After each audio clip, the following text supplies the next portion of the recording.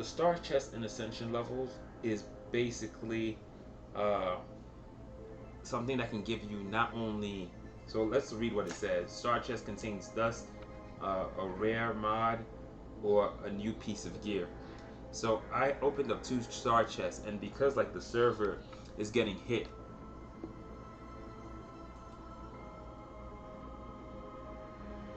yeah, like I got two random items from 2 star chests. So when I actually pressed them, I didn't see them give me anything. And later, you go basically. I go sitting in my loadout, and then I go into my abilities and look at the 2 new abilities. Primal Fire was the last thing I had.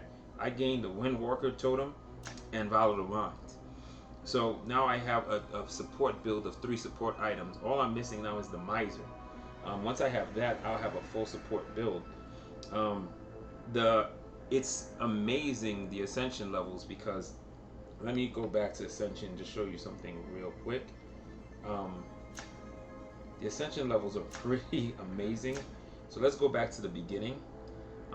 So for every item that you have in ascension levels, they give you, if it's a gun or something that's worth like somewhere between 250 to 200, um, they give you 50 quints for it.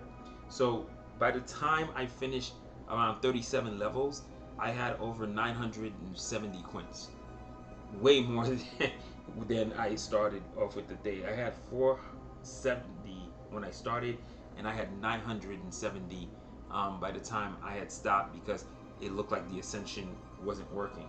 Um, what's really neat when you open up a moon chest doesn't only just give you a mod. Moon chest also gives you XP towards random items. So it'll pick 4 or 5 items and then just give you XP. And if you're wondering, like, how would you know that? It shows it to you. But even when you don't see it, let me show you my loadout right now. I have Janks, and I have Torton, and I have Isia, but in Sunder, which are at level 20. But here's what's interesting. I had not played Janks before, and this was at level 5 before I even touched it. I had not used Janks at all, and this was at level 3 before I touched it. So what it does is, oh yeah, I'm gonna be streaming a lot more. I just hit affiliate too. I want to thank you guys who were on before. You guys actually helped me out a lot. I careened over like 20 some odd viewers during the stream, and I got maybe around like average of 6 or 7 people. So it allowed me to get it allowed me to actually get affiliate. So after I finish doing this and finish chopping up the videos, I'm gonna try to do this one and the one I did before, cut them up into pieces and post them so people on YouTube can check them out also. But it's gonna be a lot of content that's gonna be coming out a lot with this.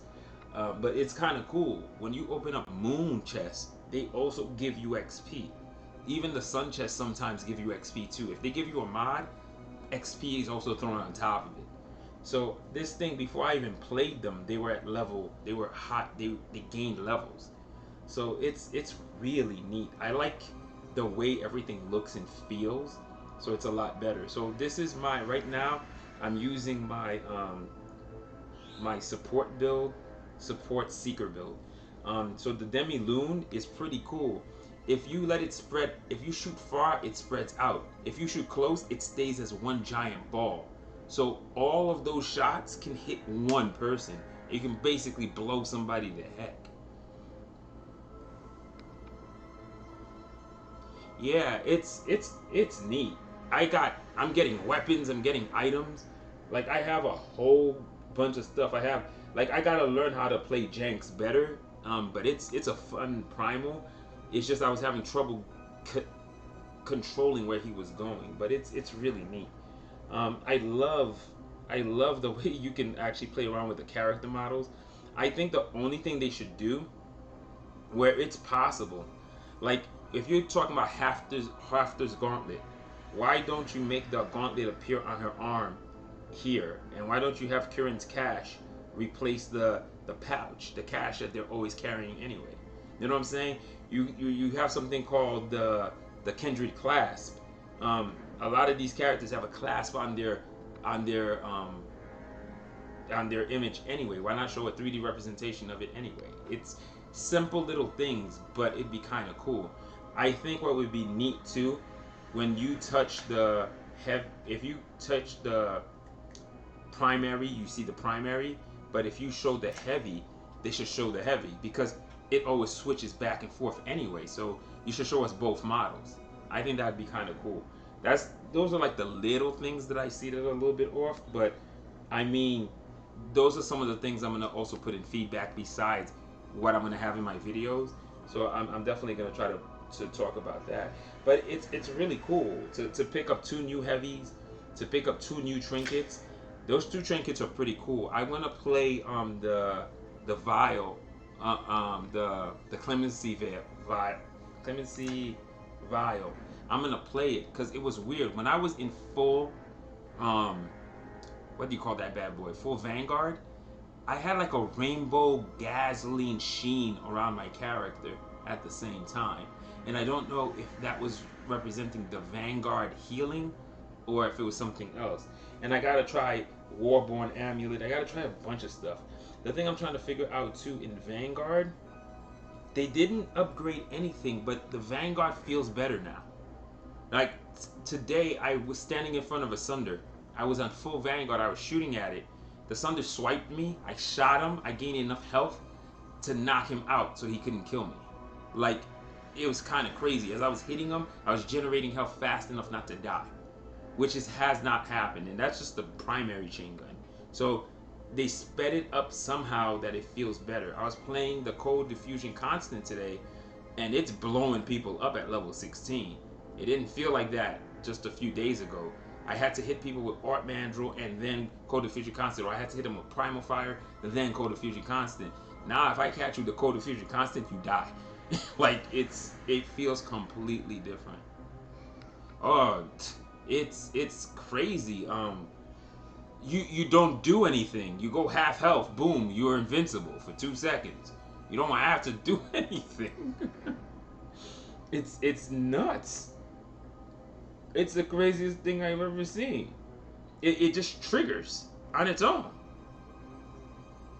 Well, it's 0.8 seconds. It feels longer, but it's nuts. It's amazing that you can actually that it does that. But you can see that the cooldown for it's high. It's almost like between a minute between every time you can pull that off. So it takes about a minute for it to come back. So you ain't doing no back-to-back invulnerability. So that's pretty neat. And this is pretty cool too. I was playing full Ranger with it. It's really nice. It plays really well. The thing I found out why Windwalker Totem works, Windwalker Totem gives you speed. And what speed gives you is the ability to prevent people from auto-locking on you with auto-fire. It mess up targeting.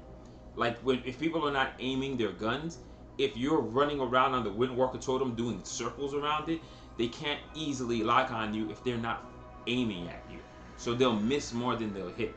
So that's its purpose. And I was like, oh, because I found out I was playing a Clash and I kept on circling on it and moving in S patterns on top of it. I wasn't getting hit. It's because if you're using auto aim, if you're letting the computer target for you and you're not aiming the weapon, it can't hit you.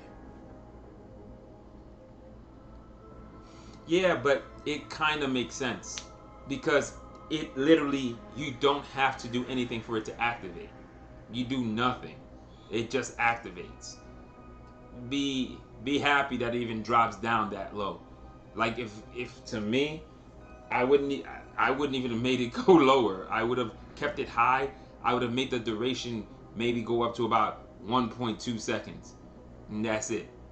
And the only reason is I would just continue increasing the duration instead. I would have started the duration at 0.5 and bring it up to like maybe 1.25. And the only reason I'm saying that is I think 50 something seconds is fine. I think it's fine. You don't want it to be used all the time, and you don't want players to purposely like do nothing. Oh, cool beans. Did you ever friend me, or are we friends? I'll throw up mine too. If you send me the request, I'll add you. What I try to always do is throw people in. There's a lot of guys that are there that I play with that don't friend me. I sent a friend request, they never friend me back. So I'm just like, maybe they don't look for it, or they don't try to do it. But I know some people have like their friend list is like 20 some, I mean like 50, 60 requests, like they never accept any. So, but if you want, you can send it there. But yeah, it's pretty neat. Like I said, Ascension, just Ascension by itself, and I think I figured out how Ascension levels work. So just to go back to it real quick, if you go to Ascension, right now I'm at 85 points.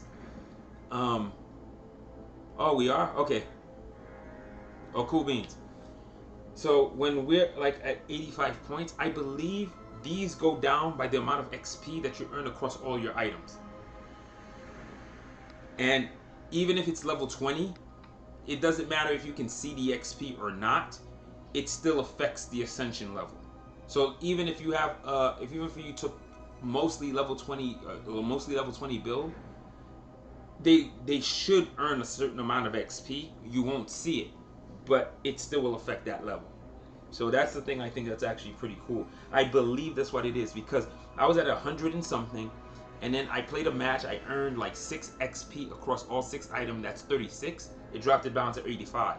So if I add the 85 back, I go back to about 101 or 112 or 113. So I think it's the XP value is what's bringing it down. And the easiest way to see that is when I'm playing today and I earn the 2 bonuses, I'll see it there. And what's cool is when I reached level 45, because I was at 47 when I started, I got marks, and because of those marks, now I actually have I was able to buy my boost, and I have still 2,000 marks sitting right in there. So it's freaking awesome. Like, it's really cool. I don't really need to buy anything right now. I got to see what the shop rotated to. That's actually a good ability. And what's this one? That's Primalist. And this is Seeker. I keep getting Seekers. Man, I don't know. Shield is a good ability. Actually, I'm going to pick it up. I just want to make sure I have enough to get powered. Wait, you know what? I got to wait for that Miser. I need to get that Miser. I need to get that Miser. What's funny is I can actually get the point thing right here.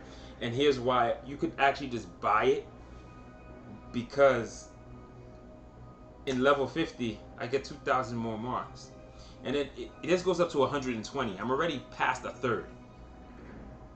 You start getting legendary mods.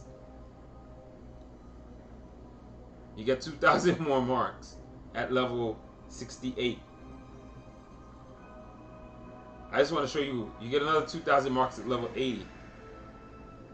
The dust starts getting stupid. I just want to show you what happens at the end. At 92, you got more marks. More dust. I think these numbers must be really hard to get to. More marks. More dust.